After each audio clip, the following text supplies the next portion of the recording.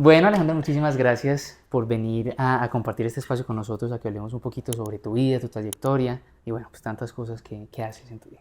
Ay, muchas gracias por la invitación, me hace muy feliz. La verdad, soy fan de los podcasts y siempre que puedo estar en uno digo, un sueño cumplido.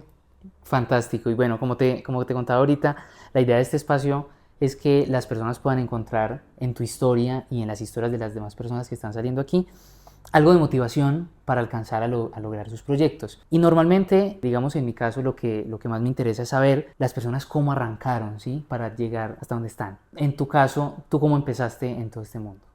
Yo empecé en Cali cuando yo tenía 15 años. Como que estaba en vacaciones del colegio, pues son 2 meses, algo así. Y entonces estaba muy aburrida y mi mamá me metió a un curso de actuación en Cali. Yo soy de Cali. Ok.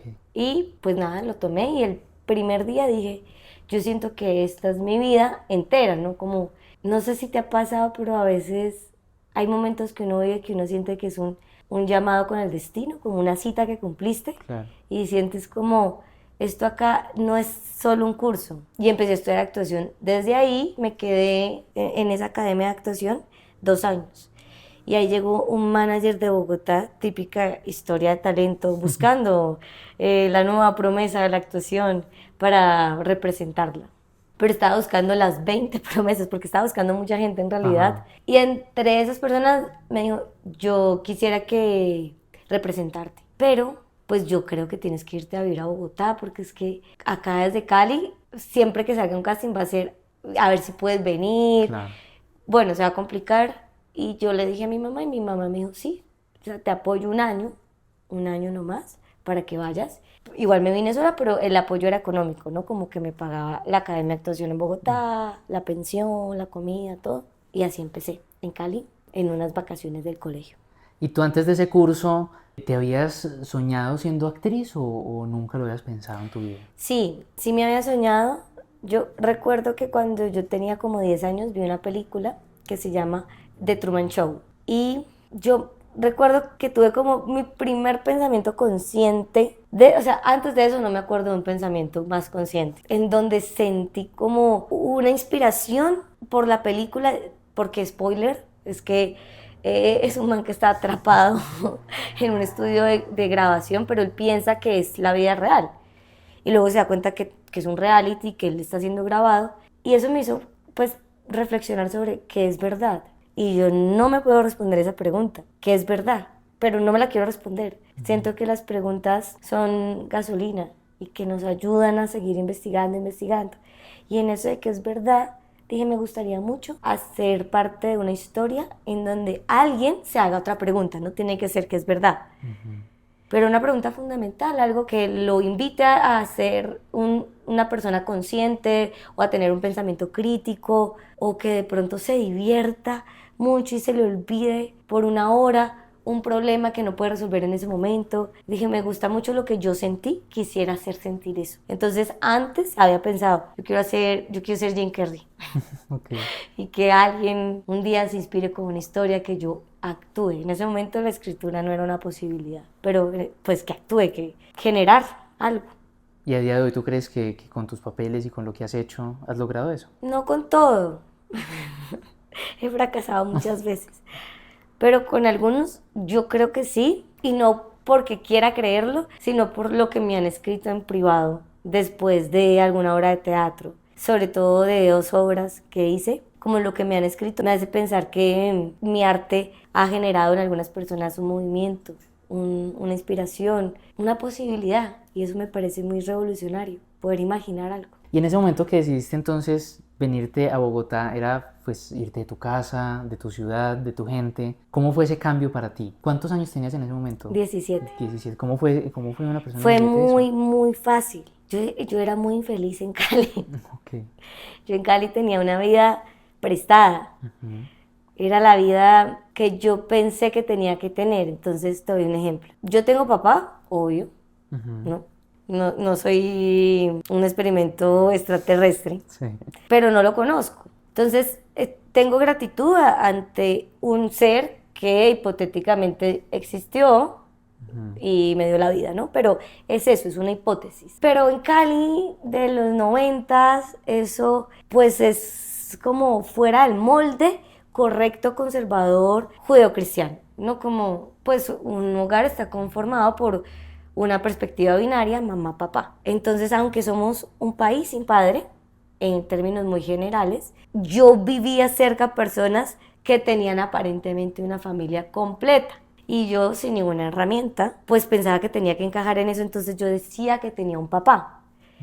Y ese papá tenía un apellido, que no era por supuesto el mío, entonces yo no me llamaba ni siquiera Alejandra Chamorro, porque Chamorro es el apellido de mi mamá. Okay. Y qué vergüenza no tener un apellido de papá. No tenía el colegio privado del que se hablara bien en mi círculo de amigas. Estudiaba en otro ahí como muy X, entonces me inventaba un colegio y nadie me obligó nunca a eso, pero es que son obligaciones invisibles de una sociedad en donde tú quieres encajar, tienes muy pocas herramientas, eres muy joven y dices, ya está, ¿qué quieres que sea? Entonces, ni siquiera tenía la edad que decía que tenía. Cuando yo me fui de Cali, fue como dejar atrás, pues, la mentira, de existir tratando de encajar en un contexto en el que yo era incorrecta. Para llegar a una ciudad que obviamente también tiene muchos lugares conservadores, pero menos, y llegar a una academia de actuación en donde todo lo que yo consideraba en Cali como un error era poder. Entonces, no, yo no tengo papá, yo tampoco, y eso te hace mejor actriz,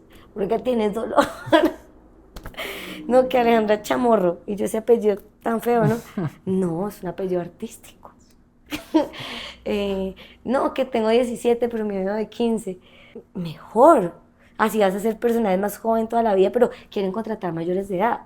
Entonces, todo lo que para mí era una vergüenza, en Bogotá era hermoso, poderoso. Entonces, pues me sentí muy bien, porque aquí llegué a ser yo. Bueno, y en esta época en la que estamos, ya el tema de la salud mental no es un tabú tanto como lo era antes, pero ¿cómo, digamos, la actuación te ha ayudado a ti, digamos, con todas estas cosas, a poder canalizar, digamos, tantos sentimientos y tantas cosas que, digamos, con las que venías de Cali o las que has tenido, digamos, a lo largo de tu vida? Yo no creo que me haya ayudado en nada. Okay. Perdón, pero es Sí, que, o sea, no creo que me haya ayudado en nada, pero tampoco creo que me haya entorpecido el camino. okay. Solo creo que los temas de salud mental se trabajan en terapia, o sea, no tienen nada que ver con la actuación. Y creo que también se trabajan en abrir conversación, ¿no? En quitarle cada vez más el tabú, entender que es una problemática actual muy importante y que muchas personas sufrimos o hemos sufrido o sufriremos de algún diagnóstico asociado a la salud mental. Entonces, pues no tiene nada que ver la verdad con ser actriz y no me ha ayudado en nada porque no es por ahí, es decir, a cualquier persona le puede pasar tener un trastorno ansioso o tener depresión y no se sale de ahí con el arte, con abrazar a alguien. O sea, estos son temas muy delicados. Se han romantizado mucho, ¿no? Como que el que está mal es porque quiere estar mal. Y no es tan así, o sea, es una enfermedad. Es como si, por darte un ejemplo que podamos entender, o quienes lo estén viendo este video, si a mí me faltara una pierna, ¿tú me preguntarías cómo la actuación me ha ayudado a no tener una pierna? Sí, claro que no. Ojalá cada vez más podamos entender que la salud mental y la salud física no deberían distinguirse. Son problemas de salud, ambos. Solo que uno no se ve, uno es invisible y el otro se ve, entonces como tú lo ves dices, qué impertinente, ¿no? Pero no tiene nada que ver la actuación con la salud mental, desde mi punto de vista. Perdón si alguien piensa lo contrario. Creo que hay un común denominador de pensar que el arte salva cosas. Ok.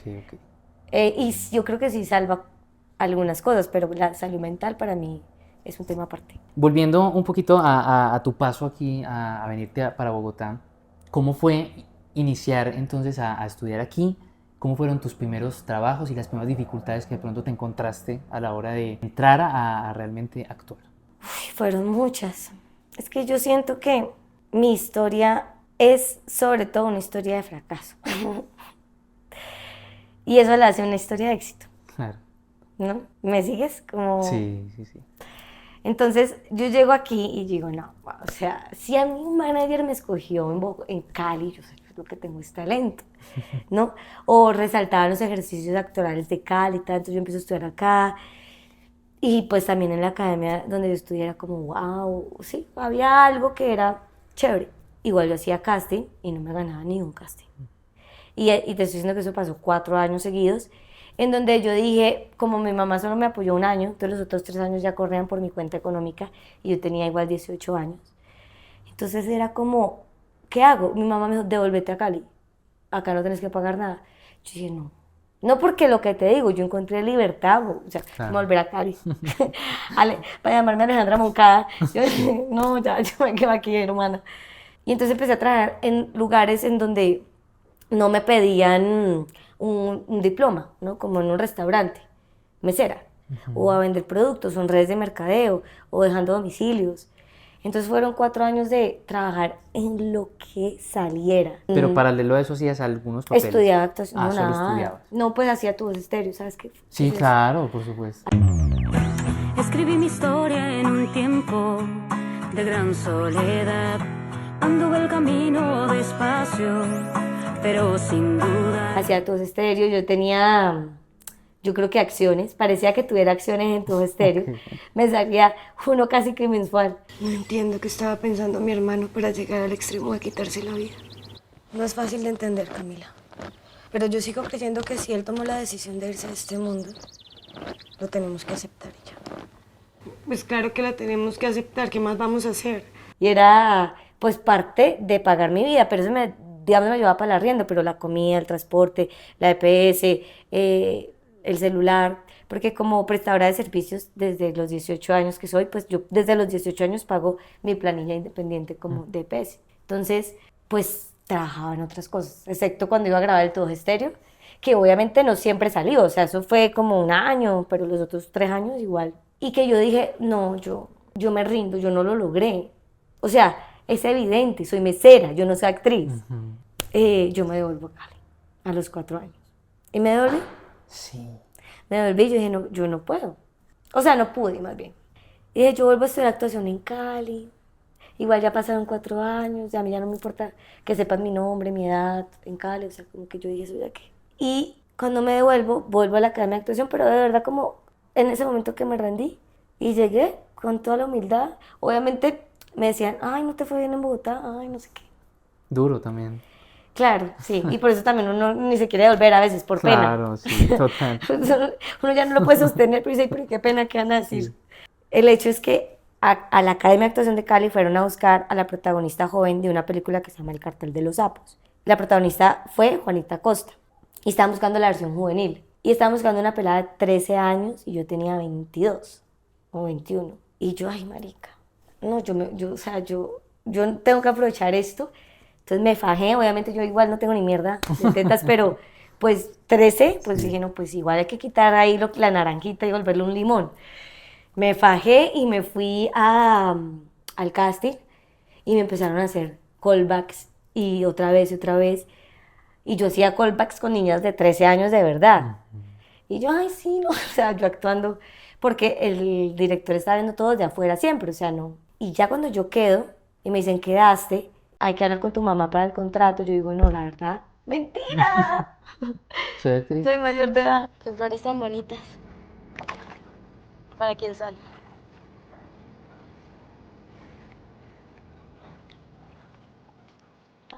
Y entonces ahí empieza como una racha de buena suerte que me dura solo 6 meses, en donde después quedo en una serie en Bogotá, luego en otra, y eso total son como 8 meses. De hecho, tengo que volverme a Bogotá porque me sale esta serie. Yo digo, marica, cuando me cansé, o sea, solté la toalla, me empezó a salir todo. ¿Cuánto duraste ahí en Cali entonces en ese tiempo? No, pues estuve 3 meses y tuve que volver a Bogotá y ya me volví a vivir a Bogotá con la serie, entonces yo estaba súper exitosa. ¿Qué serie estabas haciendo ahí? Hice La Promesa, una serie de CMO para Caracol, sobre la trata de personas. Yo no te creo. Mi papá es mi papá.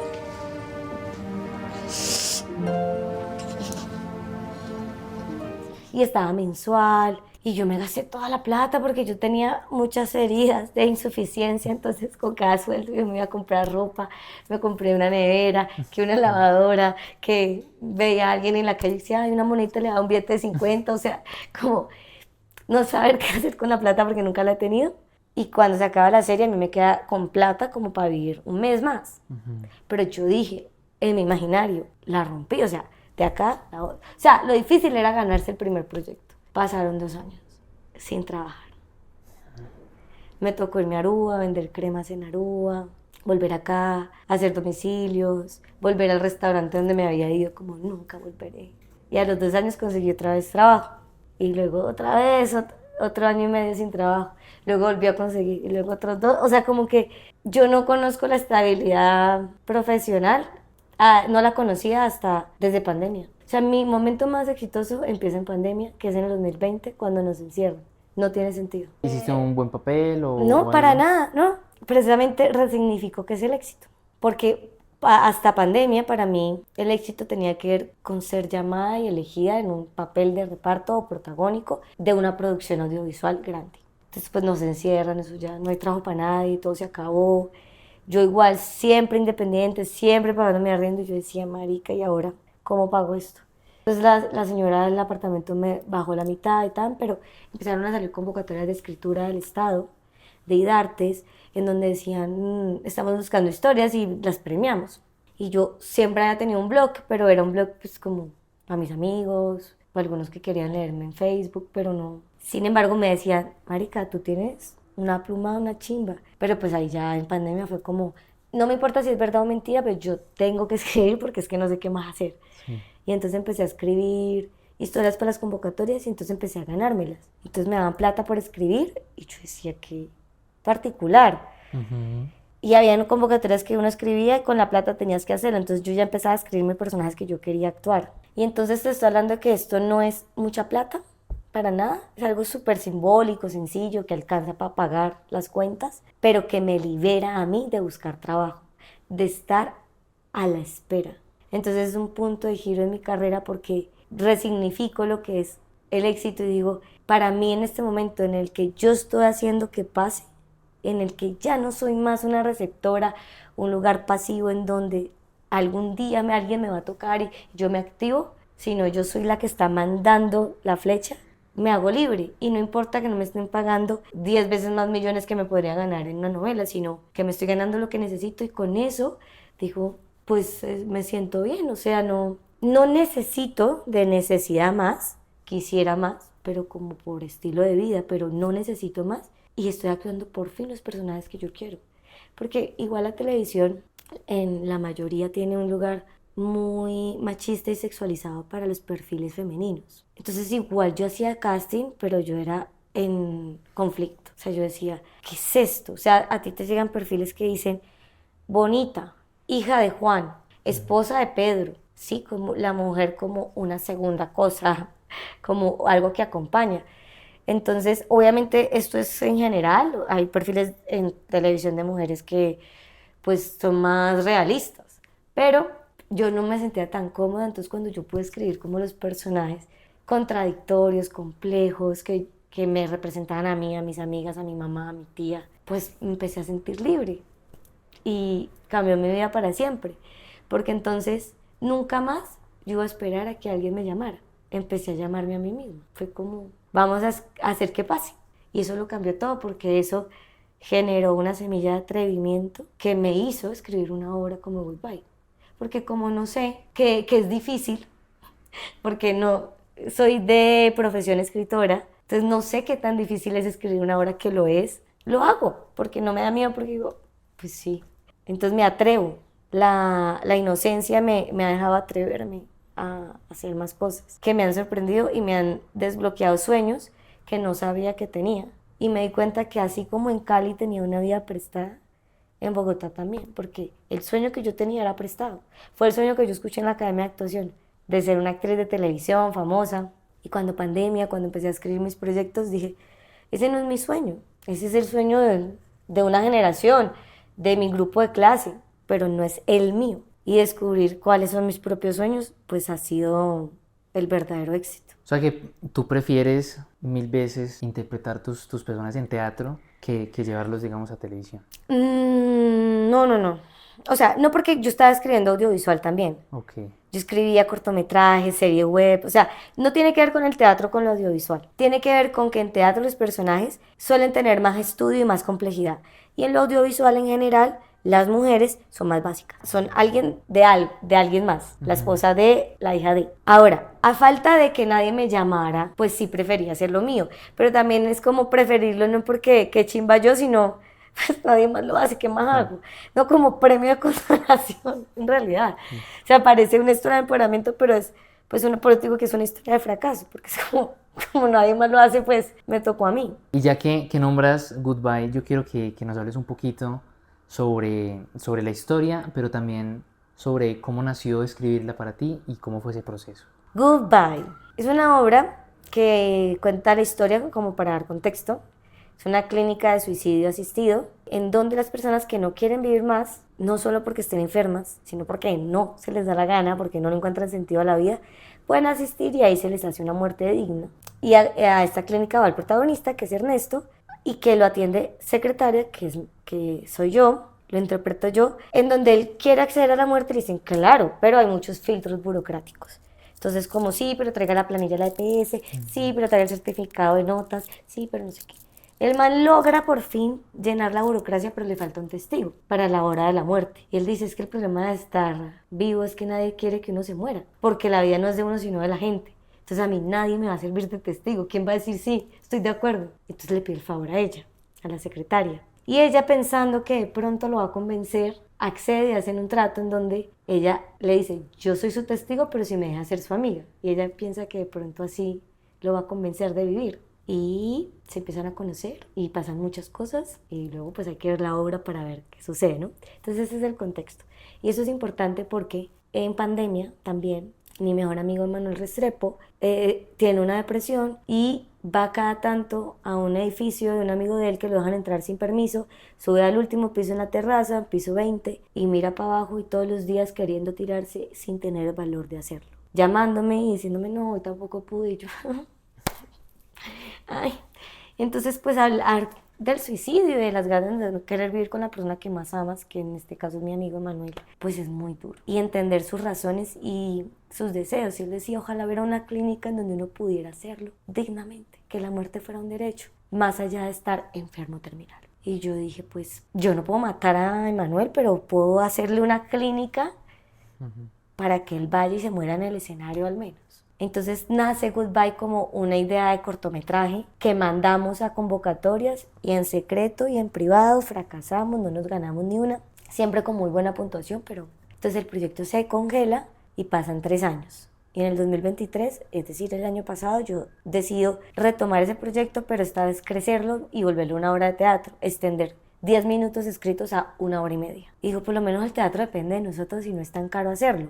El cortometraje cuesta 50 millones mínimo. Entonces yo dije, no. Y empecé a escribir la obra, revisiones periódicas con Emanuel, si se sentía representado, si no. Aunque la obra no es de Emanuel que va a la clínica, sino de un doctor que tiene mala suerte, que no se ha podido matar, y por eso va a la clínica, pues era simbólico. Y por eso nace, para hacerle una carta moral, como un homenaje a todos los que han querido morirse y no han podido hacerlo, porque pues suicidarse necesita mucho valor y es muy vergonzoso. Toca hacerlo en privado, nunca nadie está de acuerdo. Las condiciones normalmente son deplorables, o tirarse y quedar espichado en el piso, o tomarse un veneno y quedar hinchado, o colgarse. Entonces, como un homenaje también a esto y también para abrir el tema de salud mental sobre la depresión. Por eso escribo Goodbye, para darle a mi amigo eso. ¿Qué te dice la gente cuando se acaba la obra? Muchas cosas, pero en sí lo que más se repite es como, gracias, necesitaba escuchar esto.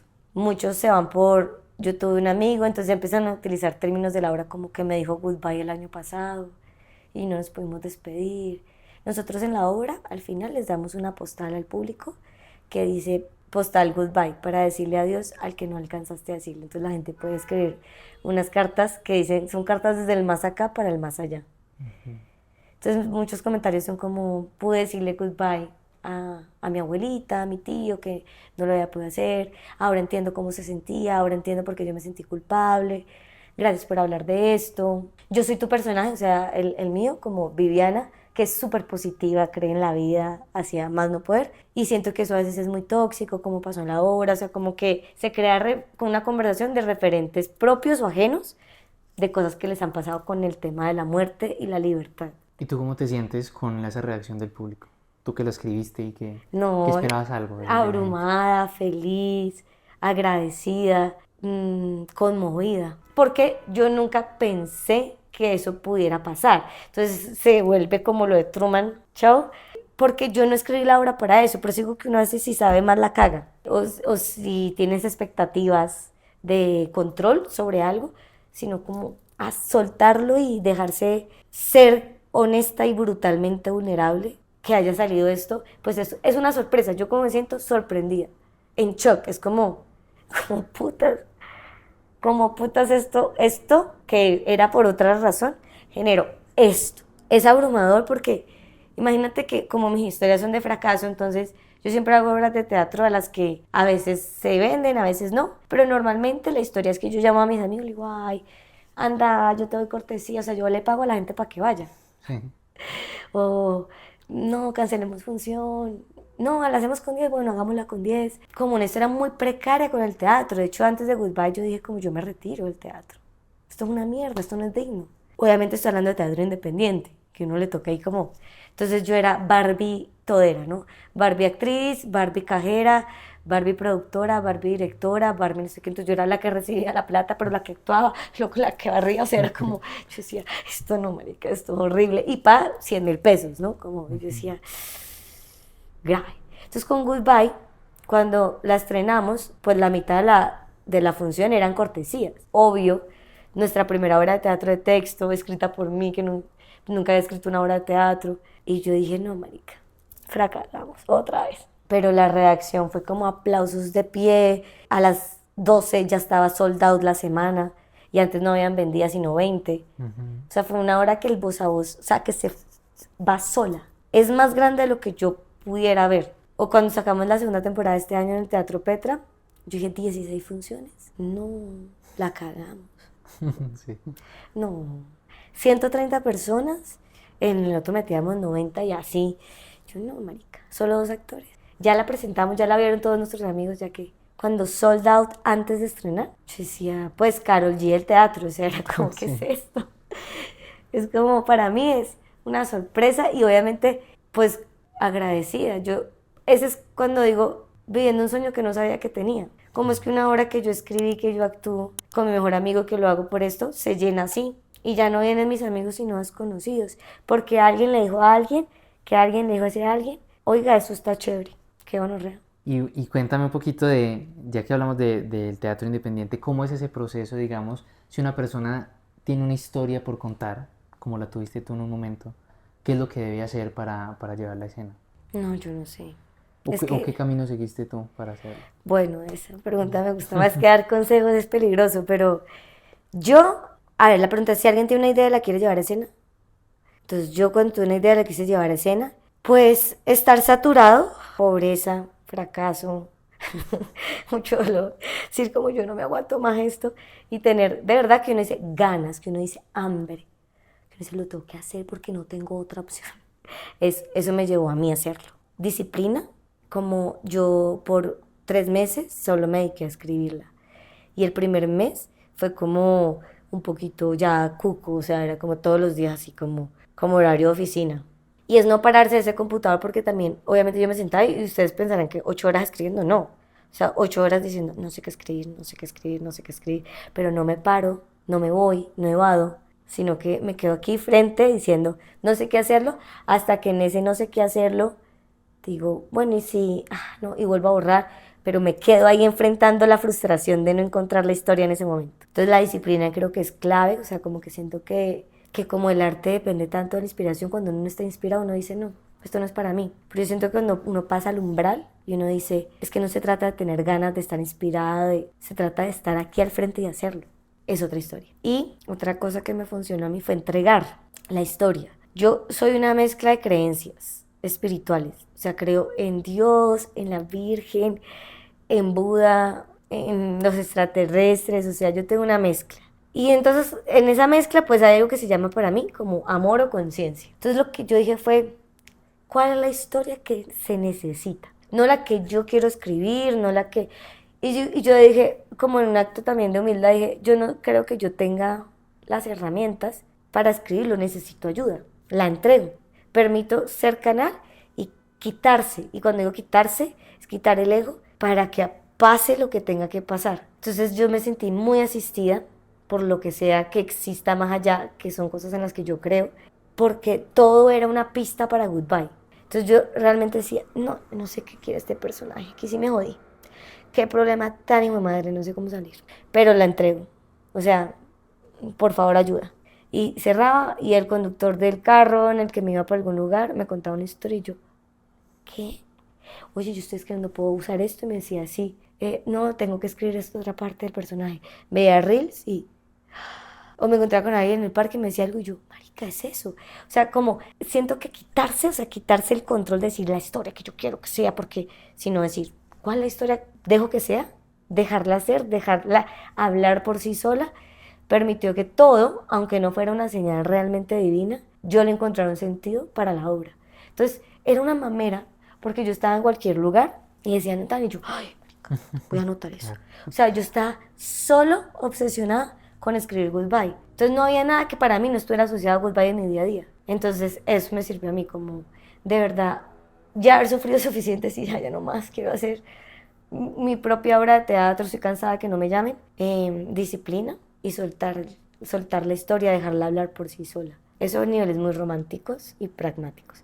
Y luego ya como tal que se vuelve a realidad, pues yo siento que hay que rodearse de un equipo mejor que tú, ojalá, que esté capacitado para hacer lo que tú no puedes hacer, ¿no? Entonces buscamos un director, buscamos una productora, buscamos un director coreográfico, directora coreográfica en este caso, diseñadora de luces, o sea, la gente que se dedica a eso, que eso es profesionalizar la obra, que no es una obrita, sino es una obra, ¿no? Y obviamente eso hay que pagarlo. Entonces, pues nosotros en este caso teníamos, el productor ejecutivo era Manuel, entonces él pagó eso, pero si no, hubiera sido un préstamo, ¿sabes? Como, ¿qué es lo que hay que hacer? Pues hacerlo, porque muchas veces como, yo te la tengo la obra, pero no tengo plata. Entonces me toca pasar la convocatoria. Y si no ganas la convocatoria, ¿qué haces? No, pues no la hago. Estás esperando a que algo más pase para que tú lo hagas. Que es lo mismo del rol que te digo que tenía antes de pandemia. Ahí pendiente, o sea, como simbólicamente o poéticamente sería Alejandra al lado de un teléfono esperando a que suene, pero el teléfono está desconectado. Entonces, yo creo que es también pues entender que todo tiene un precio y que profesionalizar algo es pagar por eso. Entonces, claro, aunque trabajamos con amigos y nos hicieron una rebaja, pues tampoco para nosotros era fácil pagar por lo que nos estaban cobrando. Ya nos estaban haciendo un favor, pero igual uno suma y suma y suma y suma, y la escenografía y tal, y era como... Entonces yo también cuando no logramos el sold out antes de estrenar, yo dije, no, quebré a mi amigo, o sea, atrás del hecho. Claro. Me hice gastar un montón de plata, marica. Y eso pudo pasar. Y también es entender que el arte también es como una empresa, uno invierte, y a veces gana, y a veces pierde. Me salió una rima. En una de estos podcasts hablaba con alguien que me decía lo siguiente y quiero saber tu opinión, que el teatro se diferencia, digamos, mucho del audiovisual, es porque las historias pueden evolucionar mucho mientras están en escena, o sea, la primera obra que se hace no es la misma que es al final. ¿Cómo fue esa evolución de Goodbye en ese sentido? La ¿Cómo evolución pasó? de Goodbye De lo que fue la primera función que hicieron a la final. última ahorita en Bucaramanga. Sí. Pues es que nosotros tenemos una ventaja y es que somos un equipo, las cabezas somos un equipo creativo que tiene espíritu de improvisación.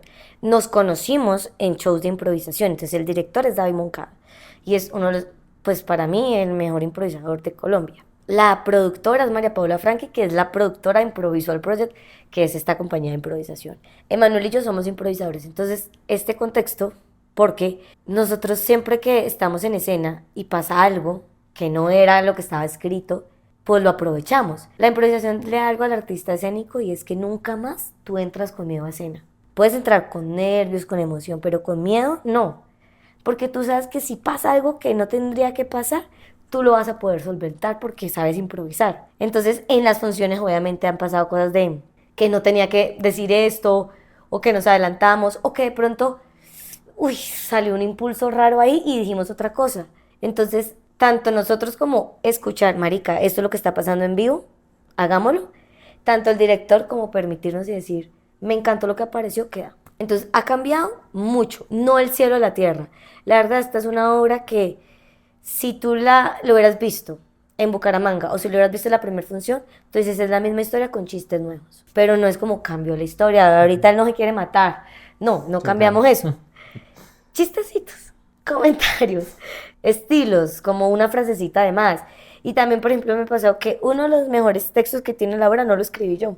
Lo escribió un amigo que fue a verla y me dijo, ¿sabes qué? En esta parte sería muy interesante que tú le dijeras bla, bla, bla, bla, bla, bla. Y yo, a mí me encanta. Pero yo no le voy a decir al director, lo voy a probar en función. Porque, no sé, de pronto él dice que no. Y lo probé en función y resonó muchísimo en el público y en el director. Y fue una sugerencia que alguien me dio. Y es un texto súper poderoso. Pero eso no hace la obra, de eso no trata la obra, de ese texto. Solo digo que es dejar como ser como una esponja y decir, ¿qué puede enriquecerla? Ah, mira lo que pasó, ah, mira esto, mira esto. No queda.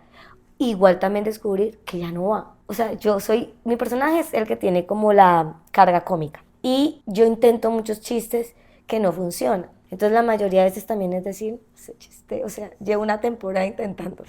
Sí. Quitémoslo. Eso nunca funcionó. Hay una pregunta que pues, no sé si vaya a salir o no porque puede ser muy tonta, pero que me parece muy curioso es ¿qué tanto le afecta a los actores de teatro la reacción del público? Me refiero, no tanto reacción, que digamos que hay ruido, que no están de pronto respetando eso cómo afecta a ustedes en escena o cómo hacen para disociar eso, o sea, como esto no me puede importar, tengo que seguir aquí. A mí me afecta mucho, pero la verdad es que todas las obras tienen una ingeniería distinta. Entonces, por ejemplo, en Goodbye es muy raro que uno pueda ver el público porque yo normalmente estoy así, o sea, si tú eres público, yo estoy así. Entonces yo no estoy viendo tu reacción, si estás dormido, si estás lo otro. Yo normalmente estoy actuando así con Emanuel y cuando estamos de frente estamos mirando como hacia arriba, entonces como que no es tan normal ver la gente. Entonces si pasa algo, pues no me afecta mucho. Y respecto a cosas positivas, igual, o sea, si de pronto dije algo que no era chistoso y la gente se rió, pues yo sigo. Digo, pues no sé por qué se ríen. Y sigo. A mí no me afecta mucho, pero hay obras en las que sí me he desconectado porque veo que alguien se durmió, le sonó el celular o tal. Y yo ya me quedo pensando, este hijo de puta. En vez de pensar en mi personaje. Yo digo, mal parido, porque no teatro. Entonces, pero particularmente en Goodbye no me ha pasado. Ok. No, sí, no lo he percibido tanto como en otras obras. Bueno, cuéntame un poquito sobre Círcula, el colectivo que te he visto que te mueves mucho ahí. Cuéntanos un poquito de qué trata y cuál es el propósito. Gracias por decir bien Círcula. Uno de los temas principales es que siempre dicen Círcula. Es Círcula. Círcula es un colectivo, va para 5 años, cumplimos años en septiembre y lo fundamos Emanuel y yo en una crisis profesional antes de pandemia, en donde precisamente el desempleo, el no poder ver el futuro, el sentir que no éramos útiles ni talentosos para una industria que admirábamos y de la cual queríamos hacer parte, pues nace de la misma razón que nace Goodbye, como pues alguien nos tiene que llamar, ¿no? O sea, entonces llamémonos nosotros. Entonces nace para esto y también el nombre parte de que no creemos en las estructuras verticales y en las jerarquías y nos gusta mucho que en el círculo todos tenemos el mismo lugar y lo podemos ver desde un punto de vista distinto y complementar. Todos en el círculo siempre van a poder aportar algo porque lo ven desde un lugar distinto, aunque tengamos la misma jerarquía. Entonces por eso el nombre y queríamos que fuera femenino porque nosotras tenemos ambos como una conexión con la energía femenina y no me refiero al género. Entonces, por eso en vez de círculo, círcula. Okay.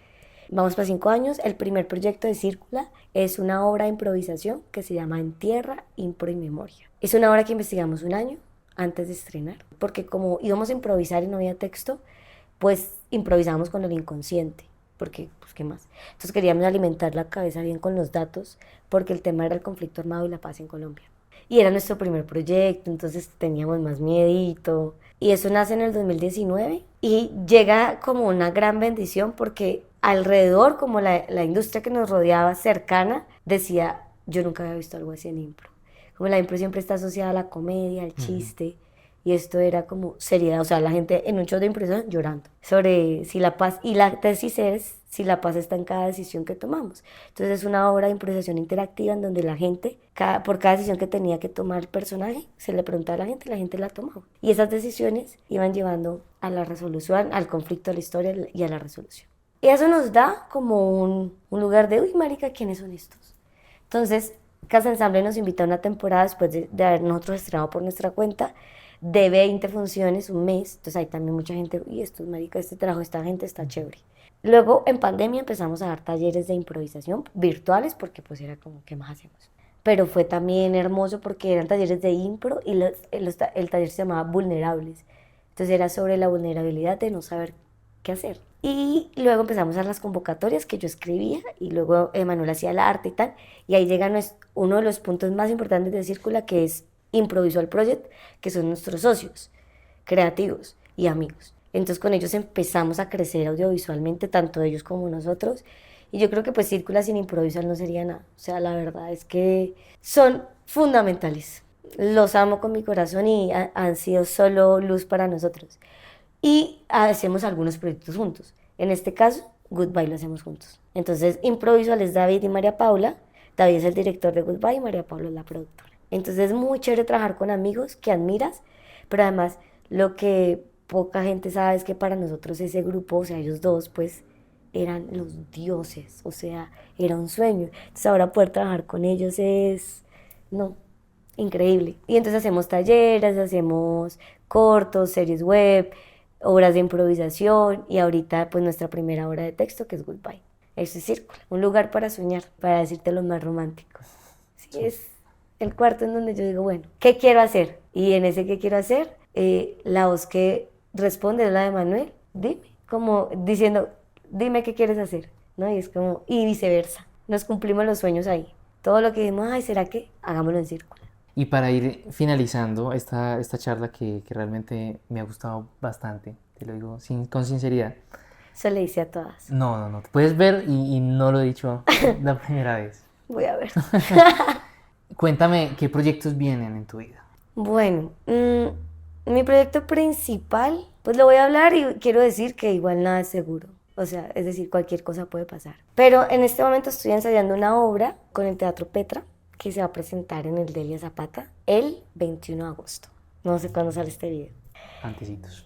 Y me emociona mucho porque es La Vorágine, que además está cumpliendo 100 años, pero es pues la adaptación y visión de Fabio Rubiano y va a ser su dirección. Y pues digo que no sé qué pase, pues porque no sé, que me echen la otra semana. Pero digo, en este momento, en este presente, estoy en ensayos y si todo sigue saliendo bien, pues estaré presentándola. Me hace muy feliz porque o sea, el lugar soñado para mí es el Teatro Petra. O sea, para mí es todo lo que está bien. Y entonces, ¿sabes que uno tiene sueños que uno cumple y uno dice, no era tan chévere como me lo había imaginado? Pues esto es más chévere de lo que yo me había imaginado. O sea, es otro nivel. Imagínate que yo siempre en los grupos en los que he estado como de ensayos y tal, soy la que llega temprano o antes y la gente llega tarde, ¿no? Acá yo soy la que llega a tiempo, pero ellos llegan 10 minutos antes. Y yo digo como, o sea, como que por fin encontré la gente, marica, que es más como yo, que eso no es mejor, solo es más afín a mí. Sí. Que les apasiona esto, en donde todos me leí este libro de La Vorágine, yo me leí esta nueva edición, yo me leí esta versión, los ensayos son como una explosión creativa, trabajamos a partir de algunas escenas improvisadas con órdenes que nos da Fabio específicas, y yo veo y yo digo, no, claro, es que yo aquí estoy, es en un taller, o sea, esto es, y además presentarse en el Delia Zapata en la sala Fanny Mique, que es una sala pues relativamente nueva, pero que es para mí la mejor sala que en este momento hay en Colombia, sino en Latinoamérica. Qué gonorrea sala. No sé, ahí se presentó Meda, no sé si sabes de qué sala te estoy hablando. Sí. Pues es como, ¿qué? ¿De qué me hablas? ¿De qué me hablas, viejo? Es como, ¿qué putas? Entonces, y por ejemplo, esto también viene por Goodbye, ¿no? Como nos presentamos en el Petra, ahí Fabio y Marce me vieron, entonces cuando salió lo de La Vorágine, pues me pensaron también ahí. Entonces para mí es como un proyecto muy importante, a eso me dedico ahorita, y estoy trabajando en una adaptación de Goodbye para audiovisual.